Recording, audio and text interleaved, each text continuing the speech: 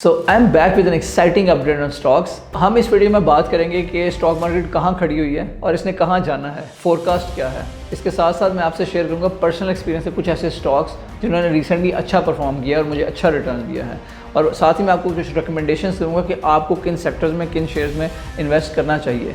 So watch this video till the very and.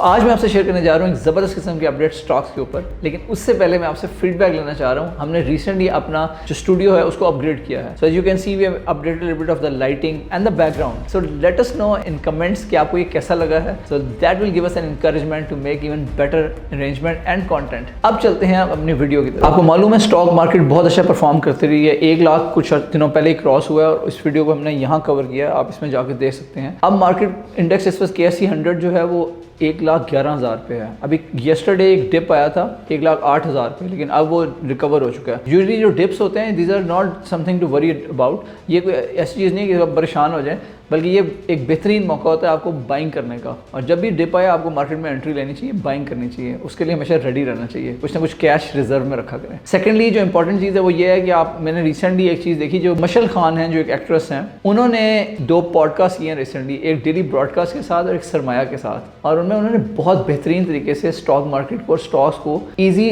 Language में explain किया है, और मेरे ख्याल है कुछ 10 साल का बच्चा भी उसे समझ सकता है। So it was quite easy to understand. जो चीज़ मेरे लिए इंटरेस्टिंग थी वो ये थी कि she is a very good actress, but on the side lines she is very savvy in terms of financial matters as well। और जो उन्होंने स्टॉक्स में जब बात की है तो उनको काफ़ी ज़्यादा समझ बूझ है इस चीज़ की, और वो इसमें ठीक ठाक साइड हसल करती हैं। ऐसे उन्होंने ठीक ठाक अपने इनकम इंक्रीज़ की है। तो अगर वो इसको एज अ साइड हसल लेके चल सकती हैं, एक्टिंग जैसा एक शोबा है जिसमें बहुत ज़्यादा टाइम लगता है, तो आप ऐसा क्यों नहीं कर सकते। सो अगर आपका कोई भी प्रोफेशन है, you are an engineer, doctor और doing anything else, you must do something on the side lines. Side hustle करें, और investments is a very good opportunity. इसके लिए आपको पहले लर्न करना चाहिए और उसके बाद अर्न करना चाहिए। So that's how you will increase your income as well. एक चीज़ ये देखने में आई है कि जो स्टॉक मार्केट है इसके ऊपर जो ये आजकल हालात चल रहे हैं, जो बहुत अच्छा टाइम आया हुआ है, आगे भी क्या ऐसे ही रहेगा। तो I think in the next few months, December, January, February will be good months. इनमें हालात ठीक रहेंगे, और क्योंकि जो इंटरेस्ट रेट है वो 15% है इस वक्त, और अभी इंटरेस्ट रेट मज़ीद गिरने वाला है, 10% पे जाने वाला है। तो जो इन लोगों ने बैंकों में पैसा रखा हुआ था, जो कि पिछले 1-2 साल में कोई 20% प्लस का उस पर से रिटर्न ले रहे थे, ना उनके पास कोई एक्सक्यूज़ ही नहीं है कि बैंक में पैसा रख के उन्होंने क्या करना है, कि उनको अच्छा रिटर्न तो नहीं मिलेगा गोइंग फॉरवर्ड, जब जो रेट है वो इतना कम हो जाएगा। तो डेफिनेटली वो री इन्वेस्ट करेंगे इसको, या स्टॉक्स में करेंगे या रियल इस्टेट में करेंगे। So that is why it's anticipated कि मार्केट ऊपर जाएगी।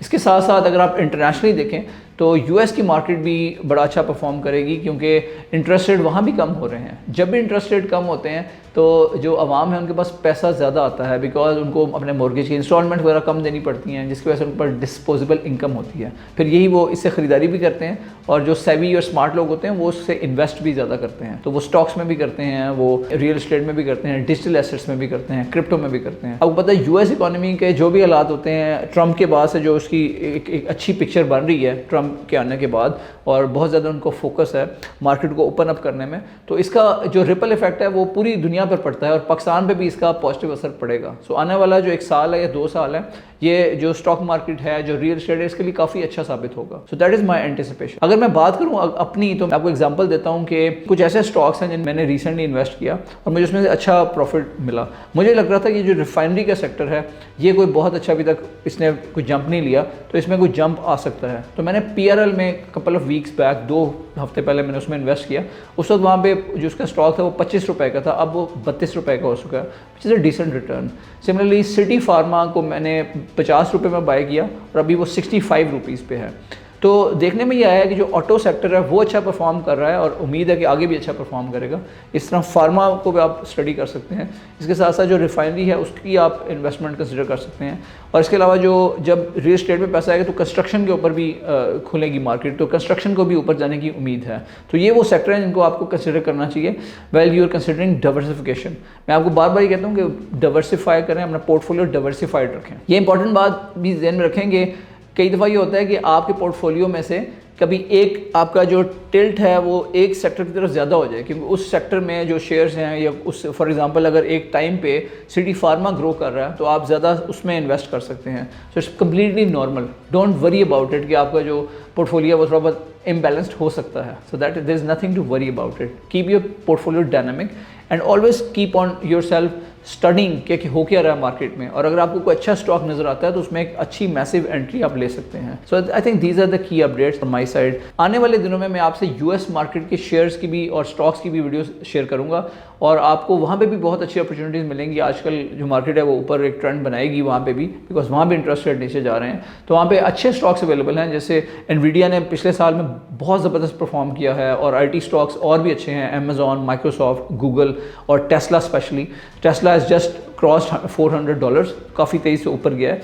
सो these are different stock options available over there. तो उसके साथ भी हम उसके ऊपर बात करेंगे। फिर पाकिस्तान में से इन्वेस्टमेंट के जो चैलेंजेस होते हैं कि यहाँ से आप इंटरनेशनल स्टॉक्स में इन्वेस्ट कैसे कर सकते हैं, तो इसको भी मैं कवर करूँगा। There are options available like Pennier, so we'll be going in depth over there as well. So if you have not subscribed to the channel, I would request you कि इसको ज़रूर सब्सक्राइब कर लें, because that gives us encouragement कि you like our content, I mean more engaging content and better content going forward. Thank you so much for joining us today. Bye now.